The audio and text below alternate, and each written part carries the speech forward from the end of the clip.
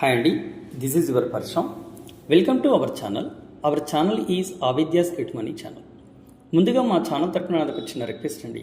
మీరు ఎవరైనా మా వీడియోని మొదటిసారి చూసినట్లయితే ఒక లైక్ చేయండి. అదేవిధంగా ఈ ఇన్ఫర్మేషన్ ఎవరికైనా యూజ్ అవుతుంది అనుకున్నట్లయితే షేర్ చేయండి. ఇక రెగ్యులర్గా మా క్వాలిటీ అప్డేట్స్ మీరు పొందాలనుకున్నట్లయితే మా ఛానల్ని సబ్స్క్రైబ్ చేసుకోండి. ఓకే అండి, ఇక వీడియోలోకి అయితే వెళ్ళిపోదాం. ఈ రోజుటి వీడియోలో మన కంటెంట్ వచ్చేసి ఒక పెన్నీ స్టాక్ అండి. ఇక పెన్నీ స్టాక్ అంటే అందరికీ తెలిసిన విషయం అండి. పెన్నీ స్టాక్ అంటే ఏంటంటే ఈ స్టాక్స్ అనేది చాలా చౌకగా తక్కువ ధరలో దొరుకుతుంటాయండి. అంటే బిలో 10 రూపీస్ కానీ బిలో 5 రూపీస్ కానీ ఈ విధంగా మనకు తక్కువ ధరలో దొరుకుతుంటాయండి. అలా అని ఈ స్టాక్లో ఇన్వెస్ట్ చేయడం అనేది అంత సేఫ్ కాదండి. ఎందుకంటే ఇది ఒక పెద్ద రిస్క్తో కూడుకున్నటువంటి విషయం అండి. ఎందుకంటే చాలామంది పెన్నీ స్టాక్ అనగానే తక్కువ దొరుకుతుంది కదని ఇన్వెస్ట్ చేస్తుంటారు. కానీ కొన్నిసార్లు మనకు పరిస్థితులు అనుకూలిస్తే ఈ స్టాక్ అనేది మనకు మంచి రిటర్న్స్ అయితే ఇస్తుందండి. కానీ పరిస్థితులు అనుకూలించకపోతే ఇది అక్కడే ఉంటుంది, లేదంటే అక్కడ ఉంటే కూడా కింద పడవచ్చు అండి. సో కాబట్టి ఏదైతే ఏముంది, మనం పెన్నీ స్టాక్లో ఇన్వెస్ట్ చేయాలనుకున్నప్పుడు మనం రిస్క్ను ఫేస్ చేయగలిగితేనే ఇన్వెస్ట్ చేయమని దీని ఉద్దేశం. ఓకే అండి, ఇక వీడియోలోకి అయితే వెళ్ళిపోదాం. ఈ వీడియోలో ఈరోజు మన కంటెంట్ వచ్చేసి ఏంటి, ఒక పెన్నీ స్టాక్. కానీ ఈ పెన్నీ స్టాక్ను మీకు ఇంట్రడ్యూస్ చేయడం గల కారణాలు ఏంటి, అసలు ఎందుకు ఇది సెలెక్ట్ చేసుకున్న అనే విషయాల గురించి మీకు వన్ బై వన్ అనేది ఎక్స్ప్లెనేషన్ ఇస్తానండి. చూడండి, మనం ఏదైనా ఒక స్టాక్లో నాట్ ఓన్లీ పెన్నీ స్టాక్, ఏ స్టాక్ని తీసుకోండి, small cap, mid cap, large cap, ఇలా ఏ క్యాప్ ఏదైనా సరే తీసుకోండి, అందులో ఇన్వెస్ట్ చేయాల్సి వస్తే మనం ఏం చేస్తామండి, ఫస్ట్ ఆ స్టాక్ గురించి మనం అనాలిసిస్ చేస్తామండి. అంటే ఈ స్టాక్ చేస్తున్నటువంటి బిజినెస్ ఏంటి, ఈ స్టాక్ చేస్తున్న బిజినెస్కి ప్రస్తుతం మార్కెట్లో మంచి డిమాండ్ ఉందా లేదా, ఈ స్టాక్లో గ్రోత్ ఉందా, ఫ్యూచర్లో కూడా ఇలాగే గ్రోత్ కంటిన్యూ అవుతుందా, ఈ స్టాక్లో ఇప్పటివరకు ఎన్ని ఆర్డర్లు తీసుకుంది, ఈ మధ్యకాలంలో ఏమైనా ఆర్డర్లు వచ్చాయా, ఈ ఆర్డర్లను కంప్లీట్ చేయడానికి ఎంత టైం పడుతుంది, ఇక ఈ కంపెనీ లేదా ఈ స్టాక్ వచ్చేసి మనకు ఫండమెంటల్గా బాగుందా, అదేవిధంగా టెక్నికల్గా కూడా బాగుందా అన్న విషయాలు తెలుసుకున్న తర్వాతనే మనం స్టాక్లో ఇన్వెస్ట్ చేయడం అనేది చేస్తామండి. సో కాబట్టి ఇలాంటి విషయాలను బేస్ చేసుకొని ఈ వీడియోనైతే నేను మీకోసం ఇంట్రడ్యూస్ చేయడం జరుగుతుందండి. కాబట్టి చివరి వరకు ఈ వీడియోను స్కిప్ చేయకుండా వినాలండి. ఎందుకంటే నేను ఆల్రెడీ మీకు పెన్నీ స్టాక్ అని మాత్రం చెప్పాను, కానీ పెన్నీ స్టాక్ పేరు కూడా చెప్పలేదండి. ఎందుకంటే చాలామంది స్టాక్ పేరు తెలుసుకోగానే ఇక వీడియోని స్కిప్ చేసి లేదంటే స్టాక్ పాజ్ చేసి వెళ్ళిపోయి దాని గురించి తెలుసుకోకుండా ఇన్వెస్ట్ చేయడం జరుగుతుంది. అలాంటి వాళ్ళు ఎక్కువ లాస్ అవుతూ ఉంటారు. సో కాబట్టి మీరు ఈ వీడియోని అయితే చివరి వరకు వినగలరని భావిస్తూ ఇక వీడియోని అయితే కంటిన్యూ చేద్దామండి. ఇక ముఖ్యంగా ఈ పెన్నీ స్టాక్ను మనం అబ్జర్వ్ చేసినట్టయితే ఈ మధ్య కాలంలో ఈ స్టాక్ వచ్చేసి యుఏఈ కంపెనీతో $3.51 మిలియన్ ఒప్పందం అయితే కుదుర్చుకున్నదండి. ఇక దీనితో పాటు అనుబంధ సంస్థ అయిన ఎస్డిఎఫ్ ప్రొడక్షన్ ప్రైవేట్ లిమిటెడ్తో 51% వరకు ఇది వాటాలను అయితే కొనుగోలు చేయడం జరిగింది. ఇక ఈ భాగస్వామ్యం అనేది అంటే ఇందులో పార్ట్నర్షిప్ అనేది దాదాపుగా ఈ స్టాక్కి సంవత్సరానికి 30 కోట్ల వరకు ఆదాయాన్ని చేకూర్చే అవకాశం అయితే ఉన్నట్టు అంచనాలు వేస్తున్నారండి. దీనిని బట్టి చూస్తుంటే ఈ స్టాక్ మనకు ఫ్యూచర్లో రాబోయే కాలంలో మంచిగా లేదంటే ఎక్కువగా బిజినెస్ అనేది ఎక్స్టెండ్ చేసేటువంటి అవకాశం అయితే మనకు కనిపిస్తుందండి. ఇంకా నెక్స్ట్ వచ్చేసి మనకు ఈ మధ్యకాలంలో రివీల్ చేస్తున్నటువంటి Q3 రిజల్ట్స్ మనం అబ్జర్వ్ చేసినట్టయితే ఈ కంపెనీ అనేది మంచి Q3 రిజల్ట్స్ని అయితే ఇవ్వడం జరిగిందండి. సో కాబట్టి ఈ కారణాలను బేస్ చేసుకొని మనం ఈ స్టాక్ని అయితే మనం అనాలిసిస్ చేసి మీకు ప్రొడ్యూస్ చేయడం జరుగుతుంది. అదేవిధంగా ఈ స్టాక్లో మనం ఇన్వెస్ట్ చేస్తున్నాం కాబట్టి ఇంకొన్ని విషయాలు అయితే మనం డెప్త్గా తెలుసుకుందామండి. అంటే దీని ఫండమెంటల్గా ఈ స్టాక్ అనేది ఎంతవరకు సేఫ్గా ఉంది అన్న విషయాలు కూడా మనం క్లియర్గా తెలుసుకున్న తర్వాతనే ఈ స్టాక్లో మనం ఇన్వెస్ట్ చేయడం అనేది స్టార్ట్ చేద్దామండి.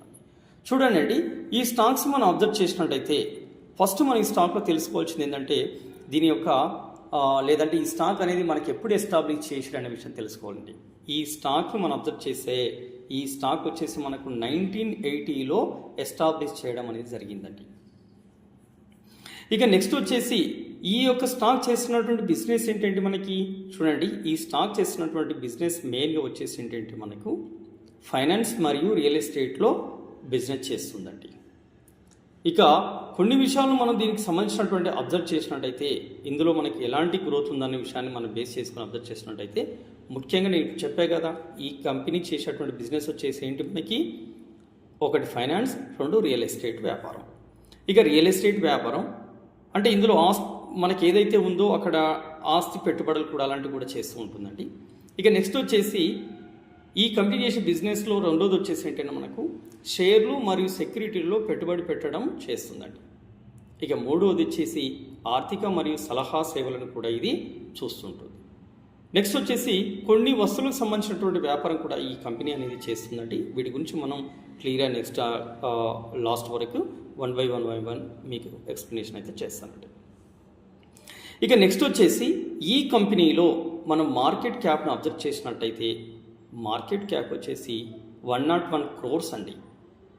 101 కోట్లు ఈ యొక్క స్టాక్ యొక్క మార్కెట్ క్యాపిటల్ వచ్చేసి మనకు.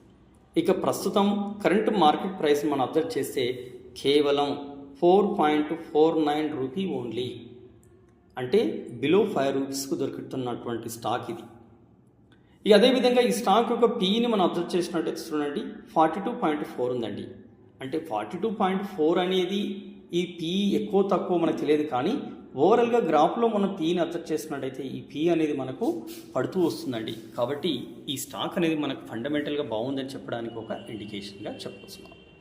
ఇక నెక్స్ట్ వచ్చేసి మనకు చూడండి అండి, ఆర్ఓసీని చూసినా ఆర్ఓని చూసినా కానీ ఇది బాగానే ఉందండి. అంటే బాగానే ఉంది అంటే మోర్ దెన్ 20% ఉంటే మనకు బాగుందని చెప్పుకోవచ్చు. బట్ కానీ ఈ కంపెనీ అనేది చాలా చిన్నదిగా అండి, దీని మార్కెట్ క్యాపిటల్ కూడా వచ్చేసి చాలా తక్కువ. కాబట్టి ఆర్ఓసి వచ్చేసి 5.27%గా ఉంది, ఆర్ఓఈ వచ్చేసి 4.05%గా నిలవడం జరిగింది.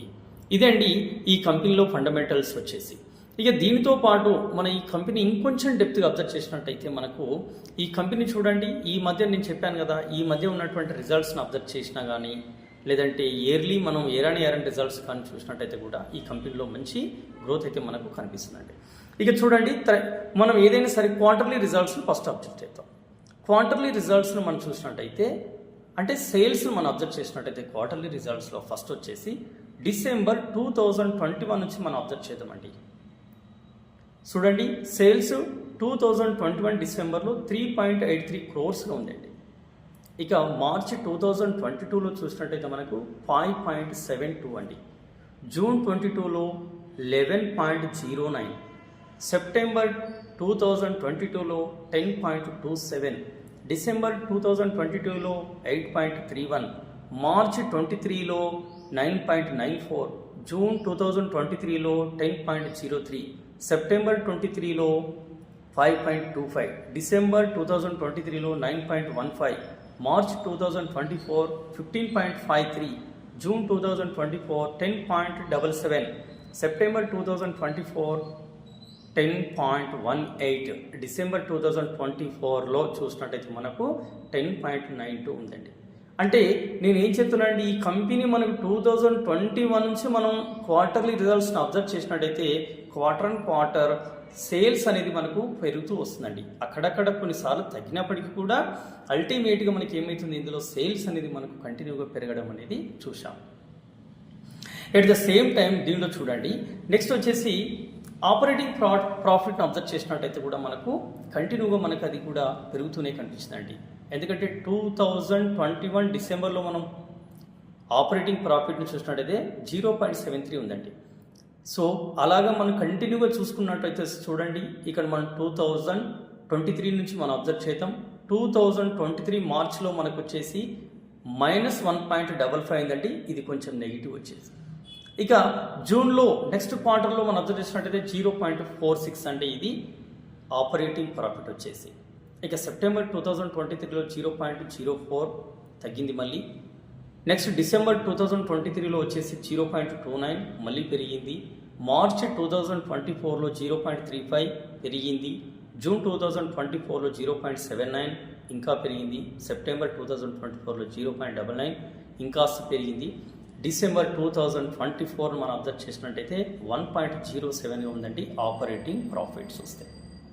అంటే ఓవరాల్గా ఇది క్వార్టర్లీ రిజల్ట్స్ కాబట్టి ఇలాగే ఉంటుందండి. క్వార్టర్ అండ్ క్వార్టర్ పెరుగుతూ ఉంటుంది, కొన్నిసార్లు క్వార్టర్ అండ్ క్వార్టర్ తగ్గుతూ ఉంటుంది. అందులో పెద్దగా సమస్య అయితే కాదండి. సో వాట్ ఎవర్ ఏదైతేనేముంది మనకు క్వార్టర్లీ రిజల్ట్స్ని అబ్జర్వ్ చేస్తే సేల్స్ కానీ ఆపరేటింగ్ ప్రాఫిట్ కానీ చాలా బాగుందండి.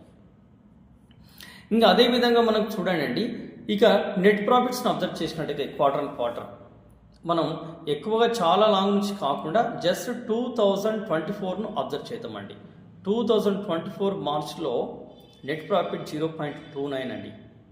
2024 జూన్లో 0.62, 2024 సెప్టెంబర్లో 0.74, ఇక 2024 డిసెంబర్లో 0.73.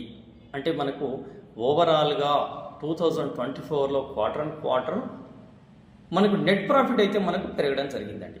దీంతో పాటు మనకు ఈపీఎస్ కూడా, ఎర్న్ పర్ షేర్ కూడా మనం అబ్జర్వ్ చేసినట్టయితే మనకి ఏంటి అంటే మనకి ఓన్లీ 2024లో చూసుకున్నట్టయితే మనకి ఈపీఎస్ని అబ్జర్వ్ చేస్తే మార్చ్లో మనకు 0.06 ఉంది.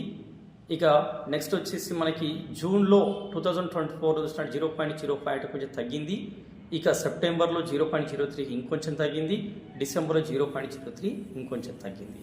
సో ఓవరాల్గా ఈపీఎస్ అనేది తగ్గుతూ వస్తుంది. కానీ నెట్ ప్రాఫిట్ను మనం చూసినట్టయితే మాత్రం ఈ యొక్క కంపెనీలో, ఈ స్టాక్లో మంచి గ్రోత్ అయితే ఉందని మనం చెప్పుకోవచ్చు అండి. అదేవిధంగా ఎయిర్ అండ్ ఎయిర్ మనం అబ్జర్వ్ చేసినట్టయితే చూడండి, ఎయిర్ అండ్ ఎయిర్ అబ్జర్వ్ చేసినట్టయితే 2021 నుంచి అబ్జర్వ్ చేద్దాం మనం. సేల్స్ 2021 మార్చిలో 0.05 ఉందండి. కానీ 2022 మార్చికి వచ్చేసరికి ఇది 9.56 అండి. ఇక 2023 మార్చిలో చూసినట్టయితే సేల్స్ మనకు 39.60 అండి. ఇక మార్చ్ 2024లో 39.96 అండి. అంటే ఏదైతేనేముంది మనకు ఎయిర్ అండ్ ఎయిర్ అబ్జర్వ్ చేసినట్టయితే సేల్స్ రేట్ అనేది మనకు కంటిన్యూస్గా మనకు పెరగడం జరిగింది. ఇక దీనితో పాటు ఆపరేటింగ్ ప్రాఫిట్ కూడా చూసినట్టయితే చూడండి, మనకు 2022 నుంచి మనం అబ్జర్వ్ చేస్తే మార్చ్ 2022లో 0.32, మార్చ్ 23లో 0.02, ఇక్కడ కాస్త తగ్గిందండి. మార్చ్ 2024లో మనకు 1.12 అండి. ఇది ప్రాఫిట్, మనకి ఆపరేటింగ్ ప్రాఫిట్ వచ్చేసి. అంటే ఓవరాల్గా ఇది కూడా సరే 2023 మార్చ్లో మనకు తగ్గినప్పటికీ కూడా మళ్ళీ మనం ఫైనల్గా 2024 మార్చ్లో చూసినట్టయితే మనం ఇది పెరగడం జరిగింది. ఇక అదేవిధంగా మనకి కొన్ని విషయాలు మనం net profit, year and year net profit చూసినప్పటికీ కూడా 2022లో ఎంత వచ్చింది చూడండి. మనకి మార్చ్ 2022ను అబ్జర్వ్ చేసినట్టయితే మనకు నెట్ ప్రాఫిట్ 0.31. ఇక 23లో, మార్చ్ 23లో 0.1, మార్చ్ 24లో 0.86. సో కాబట్టి ఇది ఓవరాల్గా ఏదైతే మీరు 2024 నుంచి అయితే మనకు మంచి రిటర్న్స్ని వస్తుందని మాత్రం చెప్పొచ్చండి. ఇక నెక్స్ట్ వచ్చేసి మనకి ఏంటంటే ఇందులో మనం బ్యాలెన్స్ షీట్స్ని అబ్జర్వ్ చేద్దామండి. ఇక బ్యాలెన్స్ షీట్స్ని మనం చూసినట్టయితే ఈక్విటీ క్యాపిటల్ చూడండి అండి, మనకి స్లోగా మనకు అది పెరుగుతూనే వస్తుందండి. ఎందుకంటే 8.20 ఉండేయండి. 8.20 అనేది అప్ టు మార్చ్ 2024 ఉంది. కానీ సెప్టెంబర్ 2024లో దీని ఈక్విటీ క్యాపిటల్ వచ్చేసి మనకు 20.26 అండి. ఇక దీని యొక్క రిజర్వ్స్ని మనం అబ్జర్వ్ చేసినట్టయితే చూడండి, ఈ రిజర్వ్స్ కూడా మనకు ఫ్రీక్వెంట్గా మనకు పెరుగుతూనే వస్తున్నాయండి. మనకు 2023 మార్చ్లో మనం చూసినట్టయితే 6.96 ఉన్నది. ఇక మార్చ్ 2024 చూసినట్టయితే 19.14 crores ఉంది. ఇక సెప్టెంబర్ 2024లో దీన్ని అబ్జర్వ్ చేసినట్టయితే మనకు 38.28 అండి.